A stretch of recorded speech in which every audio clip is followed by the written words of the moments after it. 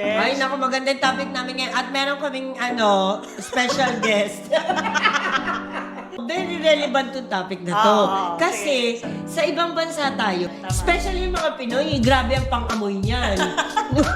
Uy, lalo na pag summer, ha? Yes. Grabe. So far naman, walang lumalapit sa akin, nagsasabi na, uy, yung baho mo na. Pagka umaga, kasi bago pumasok, maliligo ako. Maliligo ka pa din? Oo, Talaga? yes. Kahit malamig? Oo, oo.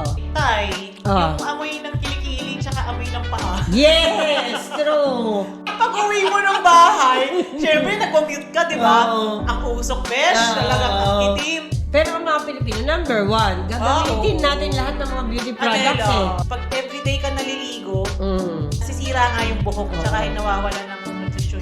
Bakit kada makakasalubong ako ng mga Pinoy, amoy laundry detergent sila. Sabi niya gano'n. May makasakay ako, gano'n din yung amoy. Ba't Pare-pareho? Malinis. Laging naliligo. At saka bagong labay damit. Yung damit. Kinukumpara natin yung kultura natin sa kultura nila. So, Exactly. talagang pagdating natin sa ibang bansa, nakasanayan natin, yun na ine-expect din natin sa kanila. Oo.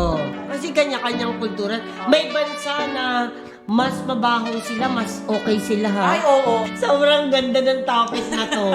Alam mo, diring-diri ako sa sarili ko ngayon.